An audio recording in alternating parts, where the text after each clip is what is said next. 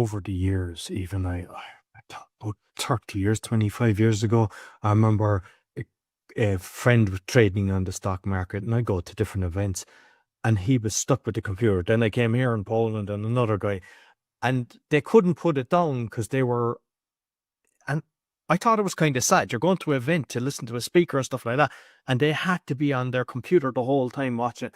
Is it the same thing here, or how much time do you need to be doing this?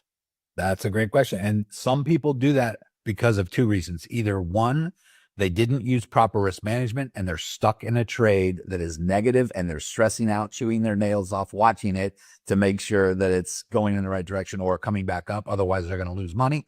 Or they didn't use proper risk management, which means if you would just place a stop loss and a take profit target, you can close your laptop, you can do whatever you want to do, because it's either going to do two things.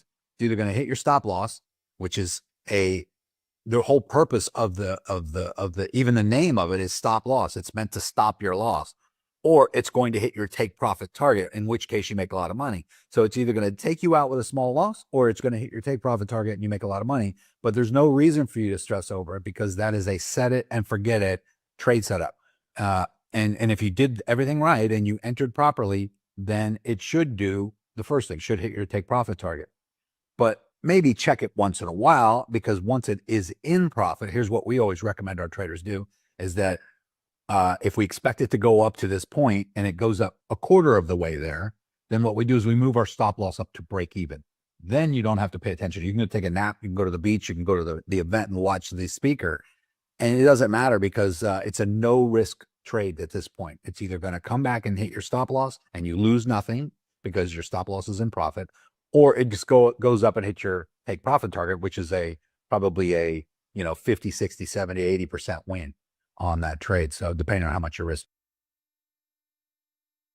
So yeah, so new people is just they take more risk, and also men, because we have a lot of women in our group and they're really good at following instructions and directions, and men are a little bit more risk takers. They're looking to hit home runs. If you're learning to play baseball, for instance, and you just want to get up and you want to hit the ball, men tend to get up and want to swing for the fences and they want to hit that home run. And so with the trading, it's like they want to make so much money so quickly that they're willing to take bigger risk.